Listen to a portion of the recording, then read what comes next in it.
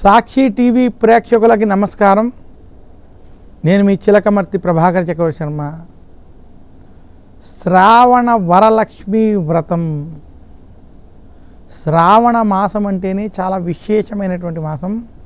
అందులో శ్రావణ శుక్రవారాలు చాలా పవిత్రమైనగా మనం భావిస్తాం. శ్రావణ మాసం శ్రవణ నక్షత్రంతో ఉండడం, శ్రవణ నక్షత్రం విష్ణుమూర్తికి సంబంధించినటువంటి నక్షత్రం అవడం చేత ఈ మాసం మహావిష్ణువుకి ప్రీతికరమైన మాసమైంది. అందుకనే లక్ష్మీదేవికి కూడా ఇది ఇష్టమైనటువంటి మాసమైందని శాస్త్రాలు తెలియజేస్తున్నాయి. అలాంటి ఈ మాసంలో విశేషించి అమ్మవారు లక్ష్మీదేవికి శుక్రవారాలంటే అత్యంత ప్రీతికరమైనటువంటి అవడం చేత శ్రావణ శుక్రవారాలు లక్ష్మీదేవిని పూజించినటువంటి వారికి అలక్ష్మి ఉండదని శాస్త్రాలు తెలియజేస్తున్నాయి. చాలామంది నేను కష్టపడుతున్నాను, ఎన్నో పూజలు చేస్తున్నాను, నాకు ఎలాంటి ఫలితాలు రావట్లేదు అనుకునేటువంటి వారు ఒక్కసారి ఆలోచించుకుని మీరు సంవత్సరం మొత్తంలో గనక శ్రావణ మాసంలో శుక్రవారాలు లక్ష్మీదేవిని ఆరాధించిన, విశేషంగా శ్రావణ మాసంలో వచ్చేటువంటి పౌర్ణమికి ముందు వచ్చేటువంటి వరలక్ష్మి వ్రతాన్ని చేసిన మీకు లక్ష్మీదేవి యొక్క అనుగ్రహం చేత ఆర్థిక సమస్యలు తొలగుతాయి. మనకి పురాణాల ప్రకారం అష్టలక్ష్ములు ఉన్నారని, ఈ అష్టలక్ష్ముల్ని మనం పూజించాలని, ఈ అష్టలక్ష్ముల్ని ఏ పరంగా అయినా మనం పూజించలేనప్పుడు కుదరని పక్షంలో ఒక్క వరలక్ష్మిని కనుక పూజిస్తే అష్టలక్ష్ముల్ని పూజించినటువంటి ఫలితం వస్తుందని మనకి శాస్త్రాలు తెలియజేశాయి. వరలక్ష్మి వ్రతం మహత్యం గురించి స్కాంద పురాణంలో చెప్పబడింది. ఈ వ్రతం గురించి మహాభారతంలో శ్రీకృష్ణుడు ధర్మరాజుకి చెప్పినట్టుగా కూడా చెప్పబడ్డాయి.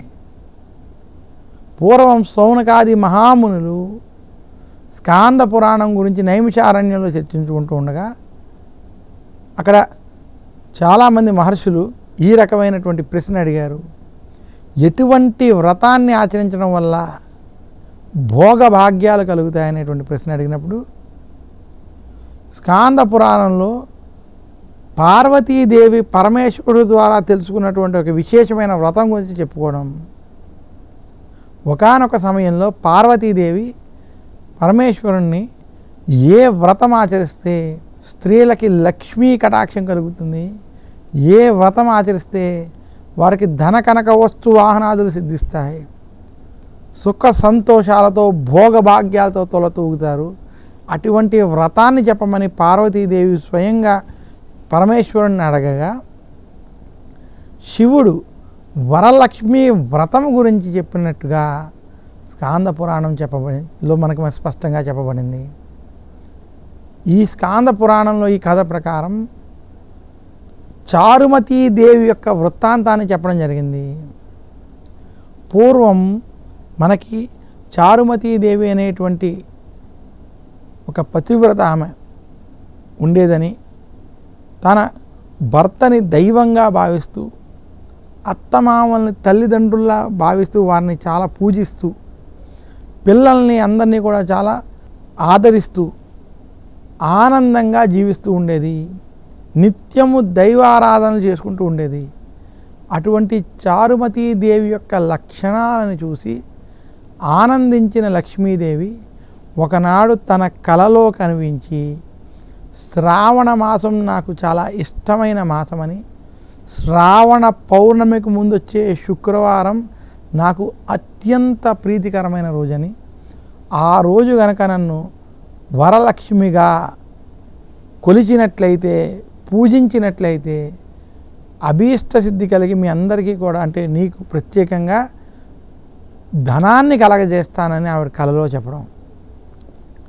ఆ కళ పూర్తయిన వెంటనే ఆవిడ లేచి చూసి ఆ కళలో వచ్చిన విధానాన్ని మొత్తం కూడా తన అత్తగారికి, మామగారికి, భర్తకి అందరికీ చెప్పడం, వారు అలాగే చేద్దామని ఒప్పుకోవడం, ఇదే విషయాన్ని తన బంధువులకి, తోబుట్టువులకి, తన చుట్టుపక్కల వాళ్ళందరికీ తెలియజేయడం, అలాగే ఇదే విషయాన్ని ఆ ఊళ్ళో ఉన్న అందరికీ చెప్పి శ్రావణ పౌర్ణమి ముందు శుక్రవారం కోసం వేచి ఉండి ఆ శుక్రవారం రోజు తన ఇంటిలో వరలక్ష్మిని స్థాపన చేసి ఆ కలలో లక్ష్మీదేవి చెప్పినటువంటి విధంగా నిష్ఠతో భక్తితో ఆ పూజను చేయడం. ఆ వరలక్ష్మి వ్రతాన్ని చూడడానికి వచ్చినటువంటి చుట్టుపక్కల వాళ్ళు, ఊళ్ళో వాళ్ళు కూడా ఆ వ్రతం ఆమె చేసిన వెంటనే అదంతా ఇల్లంతా కూడా ధనముతో నిండిపోవడం. అప్పుడు అక్కడ ఉన్నటువంటి స్త్రీలు ఆ లక్ష్మీదేవికి ప్రదక్షిణలు చేస్తూ ఉండగా ఒక్కొక్క ప్రదక్షిణకి వారి ఒంటి మీద వాళ్ళ ఇళ్లల్లో బంగారమయం అయిపోవడం. ఇవన్నీ చారుమతీదేవి కథ ద్వారా చెప్పడం జరిగింది.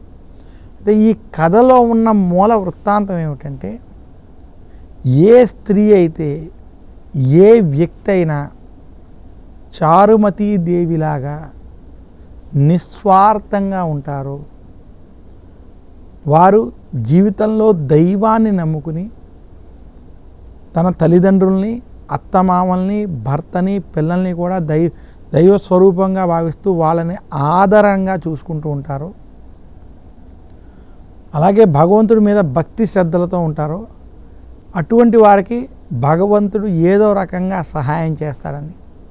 ఇదే కాకుండా చారుమతీ దేవికి మాత్రమే కలలో కనిపించి లక్ష్మీదేవి తన యొక్క అనుగ్రహాన్ని ఇచ్చి ఈ వ్రత విధానాన్ని చెబితే, ఆమె తన స్వార్థం కోసం చూసుకోకుండా ఈ వ్రత మహత్యం గురించి తన బంధువులకి, మిత్రులకి, ఆ ఊరిలో ఉన్నటువంటి వారందరినీ కూడా పిలిచి ఈ వ్రతాన్ని చేయమని చెప్పడం, ఎలాంటి స్వార్థానికి వెళ్లకుండా సమాజ శ్రేయస్సు కోసం అందరినీ పిలిచి వారి చేత కూడా వ్రతాన్ని చేయించి వారికి లక్ష్మీ కటాక్షాన్ని కలిగించేటువంటి ప్రయత్నం చేయడం ఈ కథలో ఉన్నటువంటి ముఖ్య సారాంశం.